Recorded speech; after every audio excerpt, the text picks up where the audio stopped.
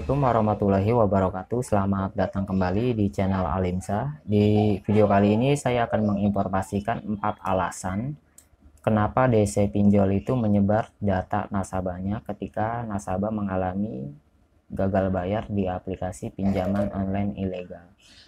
Nah, berbicara tentang penyebaran data memang sudah salah satu resiko nasabah ya ketika mereka gagal bayar di aplikasi tersebut. Itu memang sudah salah satu risiko. Kalau kalian tidak ingin disebar data nasabahnya, ya sudah, kalian bayar tepat pada waktunya. Jadi penyebaran data emang sudah salah satu resiko ya. Jadi kalian juga harus kuat mental. Makanya saya selalu menginfokan ke teman-teman, kalau kalian gagal bayar, kondisikan nomor kontak dengan cara jujur, terus terang ya. Atau kalian bisa informasikan via WhatsApp di status ataupun media sosial ya.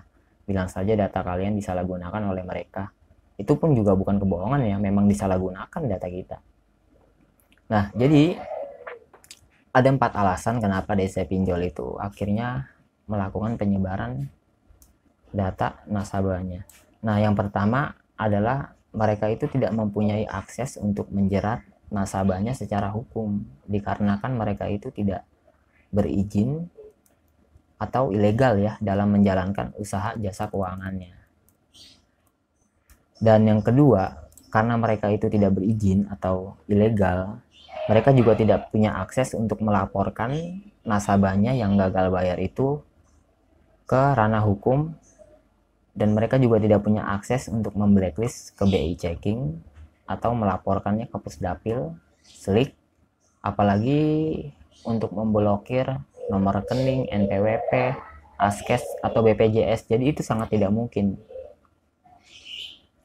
Nah, yang ketiga adalah mereka mempunyai DC, tapi tidak mungkin juga turun ke lapangan atau menagih secara langsung ke nasabahnya, dikarenakan mereka itu sebenarnya sudah tahu kalau mereka itu melanggar peraturan dari OJK tentang pelaksanaan usahanya.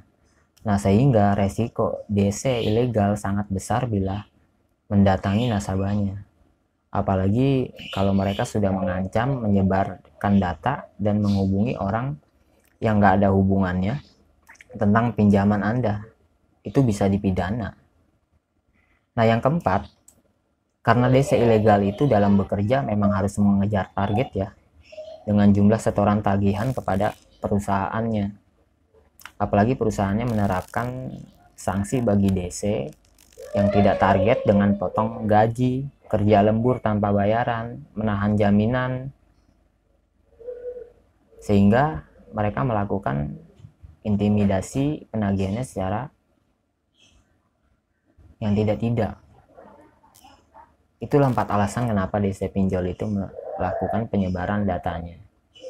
Nah, karena hal tersebut, DC itu akhirnya berupaya menghalalkan segala cara untuk menekan, mengintimidasi nasabahnya supaya membayar.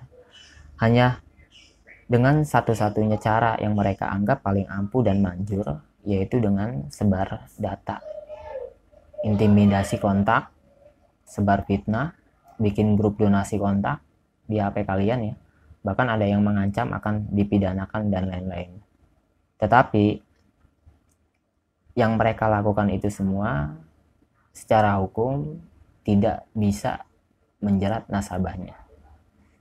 Jadi apapun ancaman yang mereka lakukan, DC-DC pinjol ilegal itu nggak akan bisa menjerat nasabahnya secara hukum. Justru malah mereka yang bisa dijerat secara hukum. Banyak sekali pasal-pasal yang bisa mengenakan mereka. Jadi kalian nggak usah takut, nggak usah panik. Kalau berbicara tentang penyebaran data memang sudah salah satu resiko ya ketika nasabah itu mengalami gagal bayar. Oke, untuk video kali ini mungkin saya akhiri sampai di sini.